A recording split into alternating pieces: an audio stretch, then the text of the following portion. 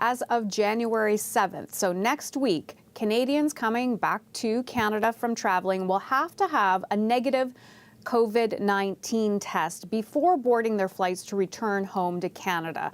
That was announced just earlier this hour. So for more on this soon-to-be introduced travel requirement, I'm joined by Transport Minister Marc Garneau. Thank you very much for joining me today. I appreciate it. My pleasure, Hannah. So what day, we said that the testing rules will be introduced on January 7th. When it comes to that, if someone doesn't have a negative PCR test when they arrive at the airport, will they or will they not be allowed onto their flight? Well, there's two possible outcomes. One is if they haven't got the test result and there are clinics available, they will have to reschedule their departure because they won't be allowed on board. If, on the other hand, they can demonstrate, and we're looking into locations where flights come back to Canada, whether there are clinics in place, if they can demonstrate that there was no facility, then they can be admitted on board. But when they come back to Canada, they will have to go into quarantine, as all people coming back to Canada will have to go into quarantine. But in their case, they will have to go into a Public Health Agency of Canada facility at their arrival destination for the 14 days of the quarantine. Okay, so is this new rule about these new rules, is it about the government, hoping that this will, deter people from traveling during this pandemic? Well, let me say, Hannah, that from the beginning, in fact, the 13th of March, we put out a directive saying, please don't travel if you don't absolutely have to. And that's been our position for 9.5 months. We've also put in place a 14-day quarantine, which has worked well, and for all passengers returning to Canada. However, as you know, recently there was a variant of the COVID virus that was detected in the UK, and it has arrived in Canada. And so we're adding additional measures now. One of them is the test that we've just talked about. Another one is that we're going to strengthen our enforcement of the 14-day quarantine period, because the vast majority of Canadians are following that quarantine the way it's supposed to be followed, but a few are not. And we are going to reinforce our verification measures to make sure that people are following it. And in fact, if you don't follow it and you get caught at it, there are very serious penalties involved. It can involve not only very large fines, but also possibly imprisonment. So it is very serious. Right. So what I take from your answer there, it's to keep Canadians safer, but hoping people don't travel during this pandemic. But it doesn't seem to be deterring everybody. Let me play a clip from you. This is a woman who we spoke with earlier, who's been going to Barbados every year since the 1970s. And these new rules, which we told her about, it's not stopping her. Take a listen. There's always a risk, no matter where and when you travel. Myself, my friends, my family, we've all been good here. We've followed the rules. We've quarantined. We haven't got together. So I think we can do that in another country, especially one who's taking care of their people too. Your reaction to that? Well, my reaction to that is that the vast majority of Canadians have worked very, very hard to try to follow all of the rules and all of the advice that we have put out to try to bring an end to this pandemic.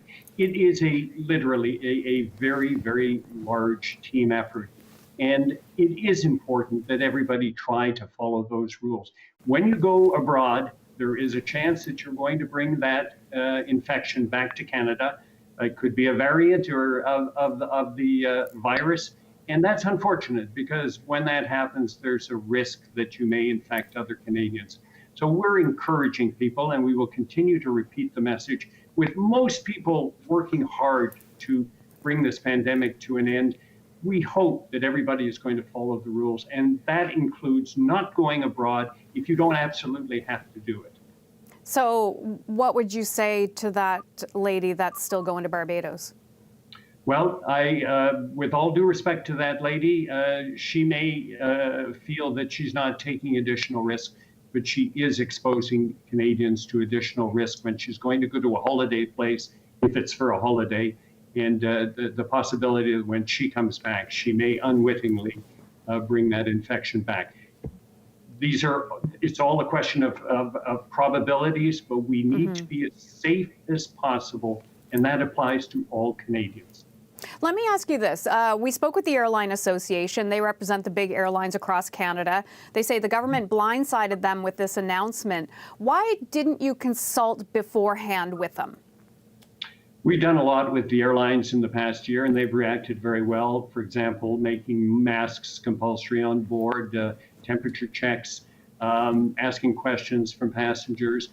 Listen, this is something that we need to put in place. We need to do it expeditiously. And we have the next 7 days to make sure that it will all be in place, not only for Canadian airlines, but also for all of the foreign airlines that fly into Canada, the Lufthansa, the British Airways of the world.